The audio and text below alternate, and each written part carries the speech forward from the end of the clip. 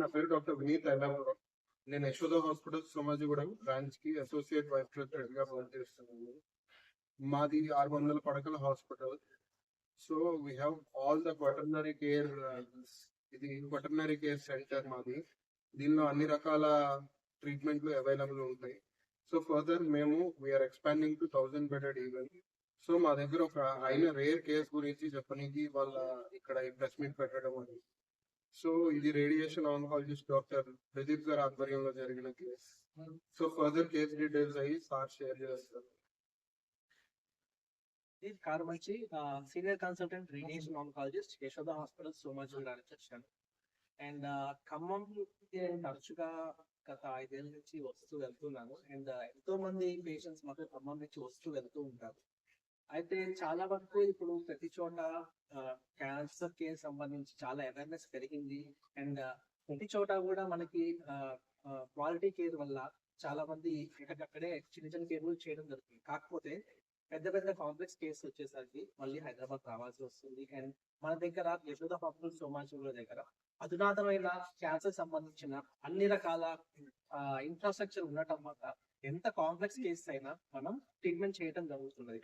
ఒకప్పుడు అంటే ఒక దశాబ్ద కాలం క్రితం ఏవైతే అసలు మనం ట్రీట్మెంట్ చేయలేము అనుకున్న క్యాన్సర్స్ కూడా ఇప్పుడు చాలా వాటికి చాలా పర్ఫెక్ట్ గా లేటెస్ట్ టెక్నాలజీ తోటి క్యూర్ వరకు తీసుకెళ్ళడం జరుగుతుంది. అలానే ఎన్నో రకాల కాంప్లెక్స్ కేసెస్ ట్రీట్ చేయడం జరిగింది. వాటిలో చాలా వరకు కొన్ని ఖమ్మం నుంచి కూడా ఉన్నాయి. అవి మీతో షేర్ చేసుకుందాం అనుకొని నేను ఇక్కడ వచ్చాను. దీని వల్ల ఏంటి అంటే చాలా మంది జనాలకి అసలు క్యాన్సర్ అంటేనే అది ఒక తగ్గని జబ్బు, దాన్ని ఇంకా ట్రీట్మెంట్ కూడా అనవసరం అనేది చాలా అపోహల్లో ఉంటారు అన్నమాట. వీటన్నిటిని తొలగించి మీ ద్వారా వాళ్ళకి లేటెస్ట్ టెక్నాలజీ వచ్చింది, దాంతో క్యాన్సర్ కొంచెం అడ్వాన్స్డ్ అయినా కూడా మనం తగ్గించవచ్చు అనే ఒక ఆశ కలిగించడం కోసం మనం ఈ రోజు ఈ ప్రెస్ మీట్ పెట్టుకోవడం జరిగింది. సో క్యాన్సర్ లో రకరకాల వాటిలో మనకి ఎక్కువగా తరచుగా చూస్తుంది ఖమ్మం నుంచి చూస్తుంది అంటే హెడ్ అండ్ నెక్ క్యాన్సర్స్ అంటాం. అంటే గొంతుకు సంబంధించినవి, నోటికి సంబంధించినవి చాలా ఎక్కువ వస్తున్నాయి. వాటిలో కొన్ని వాయిస్ బాక్స్ అంటాం, మన స్వరపేటిక ఉంటుంది కదా, వాటికి సంబంధించిన క్యాన్సర్లు.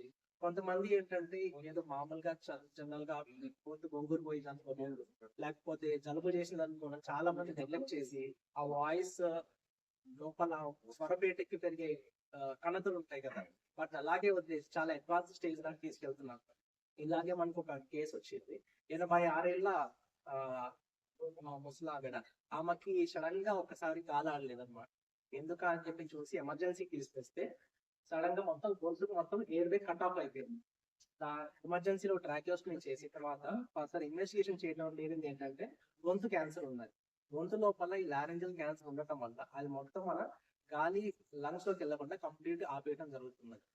దానికి ఎమర్జెన్సీ ట్రాకియోస్టమీ చేసి పేషెంట్ కి ప్రాణహాని జరగకుండా వచ్చి తర్వాత అక్కడి నుంచి స్లోగా దాంతో పాటుగా మనకు మొత్తం ఇంత పెద్ద ఘటనలు ఉన్నాయి.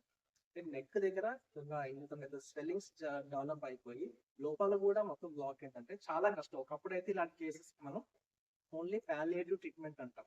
అంటే దాంట్లో ఏంటంటే ఓన్లీ దానికి ఉపశమనం ఇస్తాం కానీ క్యాన్సర్ క్యూర్ చేయలేము. కానీ వీళ్ళకి ఏంటంటే మనం స్టెప్ బై స్టెప్ ఆలోచించి ఫస్ట్ తనని లైఫ్ సేవ్ చేయడం కోసం ట్రాకియోస్టమీ చేసి అక్కడి నుంచి కొంచెం రెస్పిరేటరీ పరంగా అంటే లంగ్స్ ని దాన్ని స్ట్రీమ్ లైన్ లోకి తీసుకురావడం జరిగింది.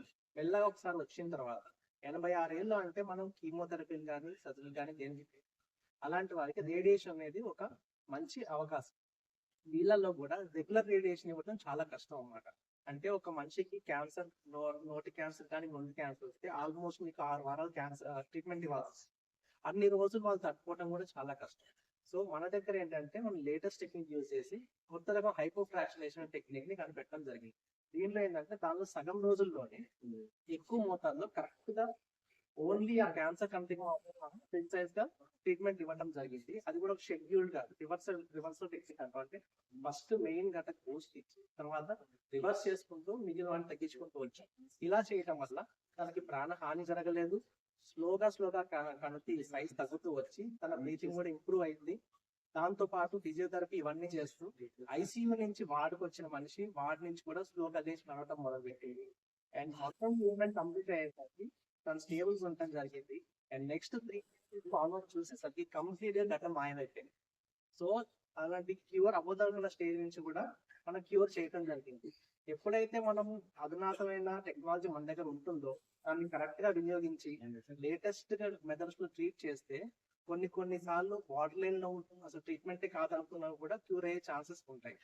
ఈవెన్ మన దగ్గర రేడియేషన్ లో కూడా లేటెస్ట్ టెక్నాలజీలో ఎంఆర్ లినాక్ అనేది ఉంది. ఇండియాలో ఒకటే ఒక మషిన్ ఫస్ట్ మన దగ్గర స్టార్ట్ చేసాము. ఆల్మోస్ట్ 3 years అయింది అండ్ ఎంత సక్సెస్ఫుల్ గా నడుస్తుందో. ఛాలెంజింగ్ కేసెస్ ముసలి వాళ్ళలో ఈవెన్ 90 ఏళ్ళ వాళ్ళకి కూడా మనం ట్రీట్మెంట్ ఇవ్వడం జరిగింది. దాన్ని కనీసం స్కిన్ రియాక్షన్ కూడా లేకుండా ప్రిసైజ్ గా ట్యూమర్ ఎంత డీప్ గా ఉన్నా అది మన శ్వాసతో పాటు కదులుతున్నా కూడా దాన్ని కరెక్ట్ గా టార్గెట్ చేసి అంతవరకు ఇవ్వటం జరుగుతుంది అన్నమాట. దీనివల్ల పేగు క్యాన్సర్, పెద్ద పేగు క్యాన్సర్లు కానీ, ఈసోఫేజల్ క్యాన్సర్లు కానీ, తర్వాత pancreas and rectum and brain tumour ఇలాంటి వాటిలో అత్యంత కీలకమైన ఏరియాస్ లో ఉన్న వాటిని కూడా హై ప్రెషర్ తో టార్గెట్ చేసి కొత్త మెథడ్స్ తోటి ఇంకా తక్కువ రోజుగానే మనం ట్రీట్మెంట్ చేయడం జరుగుతుంది. చాలా మంచి ఫలితాలు మనం చూడటం జరిగింది.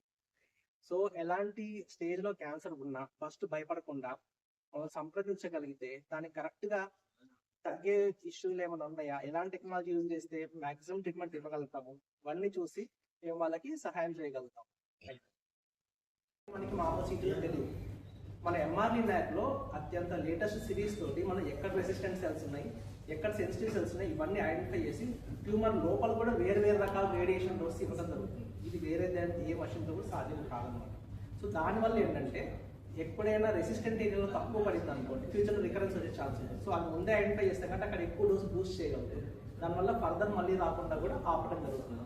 సో ఇన్ని లాభాలు ఉండటం వల్ల మనకి ఎంత ముసలి వాళ్ళు అయినా కానీ వీక్ ఉన్న వాళ్ళు కూడా మనకి ఇంత కూడా రియాక్షన్ లేకుండా చాలా మంచి ట్రీట్మెంట్లు ఇవ్వడం జరుగుతుంది.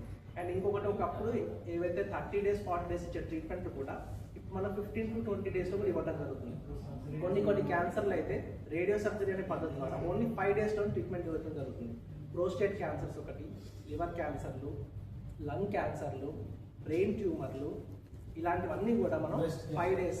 బ్రెస్ట్ క్యాన్సర్ కూడా ఇప్పుడు 5 days లో ట్రీట్మెంట్ ఇవ్వడం జరుగుతుంది. అది ఈ మషిన్ తోనే సాధ్యం. మామూలుగా అయితే ఇంతకుముందు 3 వారాల నుంచి 5 వారాల వరకు రేడియేషన్ ఇవ్వడం జరుగుతుంది. ఇప్పుడు కొత్తగా మనం 5 days లో కూడా ఇవ్వడం జరుగుతుంది. సో మన ట్రీట్మెంట్ టైం కూడా తగ్గడం వల్ల మనిషి ఎక్కువ రోజులు తిరగాల్సిన అవసరం లేదు, ఎక్స్ట్రా ఫైనాన్షియల్ బర్డన్ అవ్వదు, అండ్ తొందరగా కోలుకొని ఈజీగా తన పని తను చేసుకుంటూ వెళ్ళిపోగలుగుతారు. దానికి ఫస్ట్ రేడియేషన్ పనిచేస్తుందా, సర్జరీ పనిచేస్తుందా, లేకపోతే కీమో పనిచేస్తుందా, ముందు ఏది ఇవ్వాలి, ఇలాంటివన్నీ మనం డిసైడ్ చేయడం జరుగుతుంది. అండ్ ఆల్మోస్ట్ 70% క్యాన్సర్లో కంపల్సరీ రేడియేషన్ ఇవ్వాల్సి ఉంటుంది. అండ్ కీమో అనేది సపోర్టివ్ కేర్ లాగా ముందర ఇచ్చి ట్యూమర్ కంటే సైజ్ తగ్గించడము, లేకపోతే బాడీ మొత్తం స్ప్రెడ్ అయితే దాన్ని ఇంకా ట్రీట్ చేయలేము కాబట్టి దాన్ని కంట్రోల్ చేయడానికి యూజ్ చేయడం జరుగుతుంది.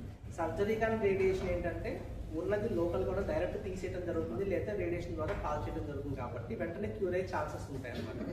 సో దీన్ని కూడా మనం ఒక ఏరియాని బట్టి నెంబర్ ఆఫ్ డేస్ డిసైడ్ చేస్తాం. ఇప్పుడు బ్రెయిన్లో ట్యూమర్స్ అనుకోండి, అవి చిన్న ట్యూమర్స్ ఉంటే మనం సింగిల్ డేలో కూడా ట్రీట్మెంట్ చేయడం జరుగుతుంది.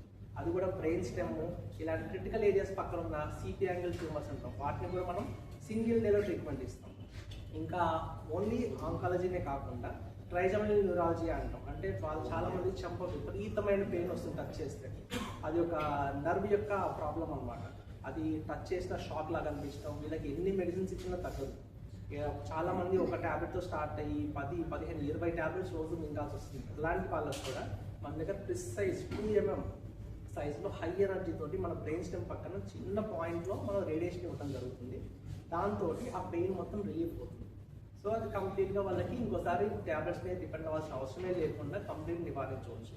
సర్జరీ చేసినా కూడా ఒక్కొక్కసారి మళ్ళీ ఫెయిల్ అయ్యే ఛాన్సెస్ ఉంటాయి. బట్ దీంతో ఏంటంటే మన మనిషి బ్రెయిన్ ఓపెన్ చేయట్లేదు, డైరెక్ట్ మనిషికి ఇంత కూడా నొప్పి లేకుండా డైరెక్ట్ లోపలే ఎఫెక్ట్ చేయడం జరుగుతుంది అనమాట. సో రేడియేషన్తో అడ్వాంటేజెస్ ఏంటి అంటే ఫస్ట్ మనిషికి ఎక్కడ పోయాల్సిన అవసరం లేదు, ఎక్కడ ఇంజెక్షన్స్ ఇవ్వట్లేదు, మనిషిని టచ్ చేయకుండా లోపలే దాన్ని కరిగించడం జరుగుతుంది.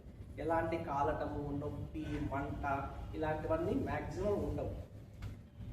ఆరోగ్యశ్రీ వస్తుంది.